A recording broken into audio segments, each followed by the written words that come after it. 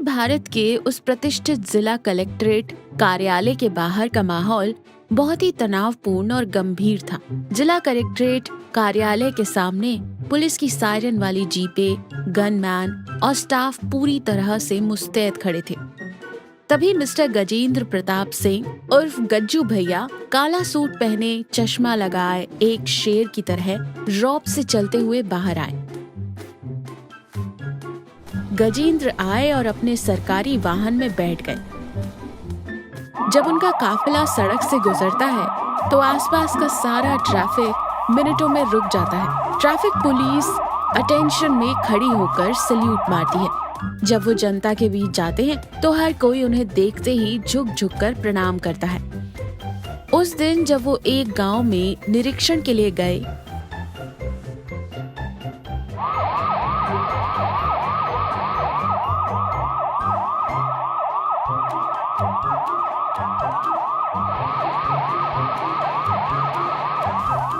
तो लोग झुंड के झुंड में आए। एक बूढ़े आदमी ने हाथ जोड़कर कहा, नमस्ते कलेक्टर साहब, हमारे गांव में सड़क बनवा दीजिए सर, आपका बड़ा एहसान होगा। और वो सीधे गजेंद्र के पैरों पर गिरने लगा। गजेंद्र प्रताप सिंह ने अपने सूट का कॉलर थोड़ा ठीक किया। समस्या का समाधान हो जाएगा, फाइल मेरी मेज पर रख दो। इस जिले में जनता के साथ अन्याय हुआ तो मैं बिल्कुल बर्दाश्त नहीं करूंगा। उसने शेर की तरह आदेश दिया। बाहर उनका पावर, उनका रुतबा कुछ ऐसा था, वहाँ मौजूद हर शख्स ने उन्हें भगवान की तरह देखा। लेकिन शाम के 6 बजते ही सरकारी गाड़ी का सायरन बंद हो जाता है और कलेक्टर के बंगले के बड़े लोहे के गेट को पार कर अंदर आते ही पूरा सीन बदल जाता है। जैसे ही वो बंगले में कदम रखते हैं, गजेंद्र के दिल में ट्रेन तेज रफ्तार से दौड़ने लगती है। कार से उतरते ही गेट पर मौजूद गनमैन डर के मारे सल्यूट करते हैं, लेकिन गजेंद्र बड़ी ही दीनता से धीरे धीरे अंदर कदम रखता है। कमरे में जाते ही पत्नी कमला देवी लाल पीला चेहरा बनाए, हाथ में एक बड़ी झाड़ू लिए गुंडों की तरह सामने आ जाती है और जोर से चिल्लाती है, अजी सुनते हो कलेक्टर साहब, समय क्या हुआ है? ऑफिस में लोगों पर रौब जमाना और भाषण देना छोड़कर यहाँ पूरे घर में धूल उड़ रही है। पहले वो सूट उतारो, घर साफ करने वाले फटे पुराने कपड़े पहनो और इधर आओ। आज काम वाली नहीं आई है, मैं देखती हूँ कि कलेक्टर साहब को घर पोंछना आता है या नहीं। गजेंद्र ने कुछ कहने के लिए मुंह खोला ही था कि तभी पिता बाबूलाल मुंह में पान चबाते हुए और डांटते हुए बोले, अरे गज्जू, तुझे कितनी बार बताऊं रे, बहू सुबह से रसोई में अकेली रो रही है और तू ऑफिस में ऐसी कुर्सी पर बैठकर कॉफी पीते हुए मुफ्त की रोटियां तोड़ रहा है। अकल है तुझमें? कलेक्टर बन गया तो क्या बाप की बात नहीं सुनेगा? पहले जा और वॉशिंग मशीन में पड़े कपड़े निचोड़ कर धूप में सुखा। तभी माँ सरस्वती देवी रसोई से करचुल लेकर बाहर आई और बोली, हाँ बहू, इसे कलेक्टर की नौकरी क्या मिल गई? इसमें थोड़ा घमंड और अकड़ आ गई है। बाहर लोग इसे सलाम ठोकते हैं तो ये सच में खुद को बहुत बड़ी तोप समझने लगा है। तू बिल्कुल मत झुकना, आज इससे बर्तन भी मंजवा, तभी इसका कलेक्टर वाला घमंड कम होगा। अपने आदेशों से पूरे जिले को थर्राने वाले कलेक्टर साहब घर वालों की गालियों पर कुछ नहीं बोल पाए। जल्दी से अंदर गए, अपना ब्रांडेड सूट उतारा, एक पुरानी लूज टी शर्ट और शॉर्ट्स पहने, हाथों में पीले रंग के दस्ताने पहने और घर में झाड़ू लगाना, झुक झुक कर बर्तन मांजना शुरू कर दिया। ये है उनके घर का असली भयानक और कॉमेडी वाला रूप। गजेंद्र प्रताप सिंह रसोई में खड़े हैं, उनके चेहरे पर पसीना है और वो विम लिक्विड डालकर बड़े बड़े बर्तन मांज रहे हैं। तभी पीए चतुरज हाथ में जरूरी फाइलें लिए हॉल में आया।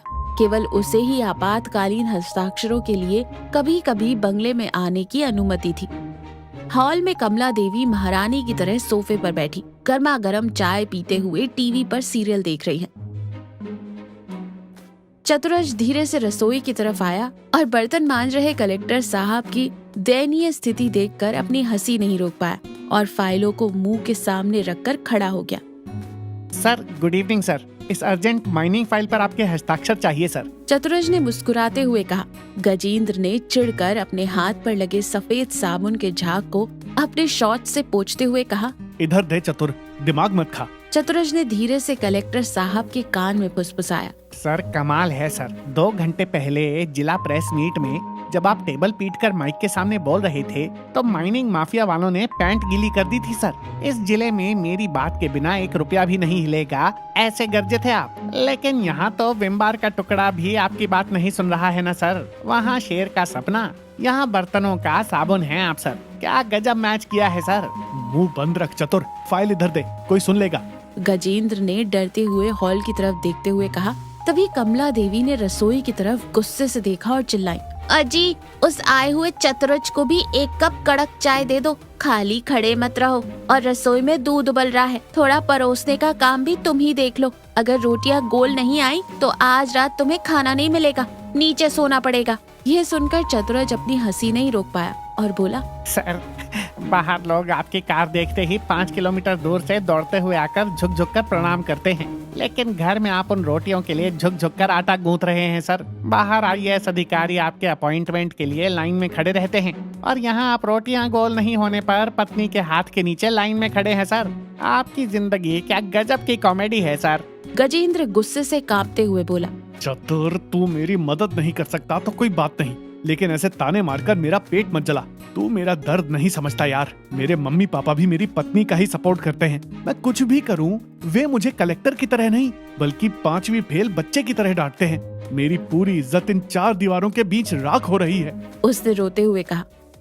एक दिन गजेंद्र ऑफिस में सिर पकड़े बैठा था। ये देखकर चतुरज को दया आ गई। सर आपकी समस्या के लिए मेरे दिमाग में एक माइंड ब्लोइंग मास्टर प्लान है। अगर ये प्लान पक्का काम कर गया तो आपके घर वालों को आपकी असली पावर का पता चल जाएगा। वो आपके पैरों में गिरकर माफी मांगेंगे। चतुरज ने कहा, क्या प्लान है चतुर, जल्दी बता। घर में कपड़े धो धोकर बाथरूम साफ कर करके मेरे हाथों में छाले पड़ गए हैं। गजेंद्र ने उम्मीद से कहा। चतुरज ने हंसते हुए प्लान समझाया। सर कल सुबह आपके बंगले में एक बड़ा सरप्राइज ऑफिशियल विजिट प्लान करते हैं। कल जिले के जनप्रतिनिधियों, पुलिस कमिश्नर, बड़े बड़े उद्योगपतियों और मीडिया वालों को लेकर मैं सुबह 8 बजे आपके घर आ जाऊंगा। आप हमेशा की तरह पुराने फटे कपड़े पहनकर घर में झाड़ू पोछा करते रहना। उसी समय हम सब लाइव कैमरों के साथ अंदर आएंगे। तब आपकी पत्नी, आपके माता पिता के सामने ही लोग IG, SP आपको सर सर कहकर कैसे सम्मान देते हैं, उन्हें अपनी आँखों से देखना होगा। जब वे देखेंगे कि बाहर आपकी क्या इज्जत है तो घर वालों का माइंड ब्लॉक हो जाएगा और जिंदगी भर आपको सैल्यूट मारेंगे। गजेंद्र ने कुछ देर सोचा और बोला, आहा, प्लान तो सुनने में बड़ा ही किक दे रहा है चतुर। कल सुबह 8 बजे तक सबको, खासकर उन मीडिया कैमरों को लेकर मेरे बंगले पर आ जाना। मुझे अपनी पावर अपनी कमला देवी और अपने पापा को दिखानी ही पड़ेगी। उसने उत्साह से कहा।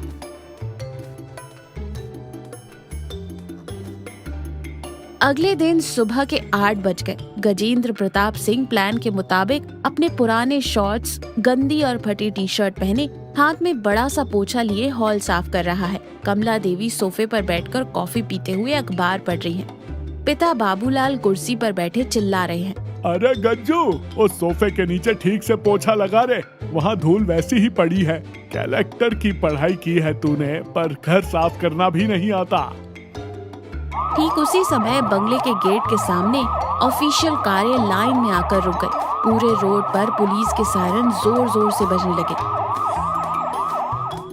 कार में से पुलिस कमिश्नर, जिला विधायक, नगर पालिका अध्यक्ष, टॉप मीडिया रिपोर्टर सबको साथ लेकर चतुरज ने अंदर प्रवेश किया। अचानक इतनी सारी हायर अथॉरिटीज और कैमरों की लाइटों को हॉल में प्रवेश करते देख कमला देवी और बाबूलाल की सांसें रुक गई। कमला देवी घबराकर हाथ का कॉफी का कप नीचे रखकर सोफे से उठ खड़ी हुई।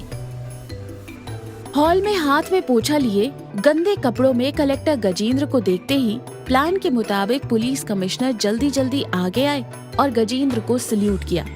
सर, आप ही हमारे जिले के भगवान हैं सर। मैंने अपनी 30 साल की सर्विस में आप जैसा महान और निरअहंकारी कलेक्टर नहीं देखा सर। इतने बड़े जिले के मुखिया होकर भी आप कितने आम आदमी की तरह हैं सर। आप खुद अपना घर साफ कर रहे हैं। आपको देखकर मुझे गांधी जी की याद आ रही है सर।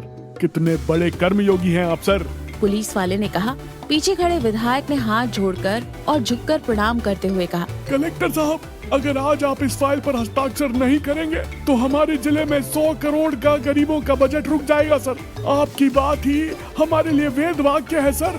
कृपया हम पर दया करें और इस फाइल को क्लियर कर दें। वो कलेक्टर साहब के पैरों के पास घुटनों के बल बैठ गए। रिपोर्टर ने कैमरा ऑन किया और लाइव बोला। तो दर्शकों, देख रहे हैं ना आप, हमारे जिले को अपनी एक नजर से चलाने वाले शक्तिशाली कलेक्टर गजेंद्र प्रताप सिंह जी की सादगी। एक तरफ सैकड़ों लोगों की फाइलें क्लियर करते हुए, दूसरी तरफ अपने हाथों से घर की सफाई कर रहे नव भारत के लीडर। कलेक्टर हो तो ऐसा। और इसे नेशनल चैनल पर लाइव टेलीकास्ट करना शुरू कर दिया। ये सब अपनी आंखों से देख रही पत्नी कमला देवी, पिता बाबूलाल और माँ के मुंह से कोई शब्द नहीं निकला। जो आदमी सुबह से अपने घर में नौकरों की तरह गालियाँ खा रहा था, वो बाहरी दुनिया के लिए इतना बड़ा भगवान है। पूरा जिला उसके कदमों में झुकता है। ये सोचकर उनका दिमाग पूरी तरह से सुन्न पड़ गया। कमला देवी डर से कांपने लगी। सबके जाने के बाद कमला देवी धीरे धीरे कांपते हुए कदमों से गजेंद्र के पास आई। अब उसकी आंखों में कोई गुस्सा या नखरे नहीं थे, सिर्फ डर, भक्ति और सम्मान था। उसने हाथ जोड़कर कहा, जी माफ कर दीजिए मुझे, मैं गांव की हूँ, अनपढ़ हूँ। मुझे बिल्कुल नहीं पता था कि आप बाहर इतने बड़े पावरफुल अधिकारी हैं और पूरा जिला आपकी बात पर झुकता है। आपको रोज घर में नौकर की तरह देखकर, आपके हाथ में झाड़ू देकर मैंने बहुत बड़ी गलती कर दी। अब से मैं आपको पलकों पर बिठाकर रखूंगी। उसने आंखों में आंसू लिए सिर झुका लिया। पिता बाबूलाल भी बेटे के पास आए और उसका कंधा थपथपाते हुए बोले, हाँ रे गज्जू, तू कलेक्टर है तो क्या, हमारा बेटा ही तो है। ये सोचकर हमने तुझे जो मुंह में आया बोला और कपड़े धुलवाए, लेकिन आज तेरी असली पावर देखकर हमारी आंखें खुल गई रे। समझ आ गया कि हमारा बेटा इस जिले का सुल्तान है। अब कभी तुझे नीचा नहीं दिखाएंगे। उन्होंने गर्व से कहा। सरस्वती देवी रसोई से आई और एक कटोरी में गर्मा गर्म बादाम का हलवा लाकर खुद बेटे के मुंह में डाल दिया। मेरा सोने जैसा बेटा कलेक्टर है रे। अब से घर का कोई काम नहीं करेगा तू, आराम से सोफे पर बैठकर ऑर्डर देगा, हम करेंगे। चतुरज ने धीरे से कलेक्टर साहब के कान में कहा, सर, देखा मेरे मास्टर प्लान का जादू। अब तक बाहर इज्जत, घर में बेइज्जती वाली आपकी जो झंड जिंदगी थी, आज वो घर में भी फुल टू फुल राजा वाली इज्जत में बदल गई है। अब से सिर्फ ऑफिस में ही नहीं सर, घर में भी आप ही अल्टीमेट किंग हैं सर। अब मजे से एंजॉय कीजिए। गजेंद्र प्रताप सिंह खुशी से मुस्कुराने लगे। तो देखा, समाज में किसी व्यक्ति के उच्च पद, जिम्मेदारी और उसकी मेहनत को परिवार के सदस्यों को भी पहचानना चाहिए और उचित सम्मान देना चाहिए। साथ ही जीवन में चाहे कितनी भी बड़ी समस्या क्यों ना आए, हिम्मत हारने की बजाय सूझबूझ और सही तरीके से उसे सुलझाया जा सकता है।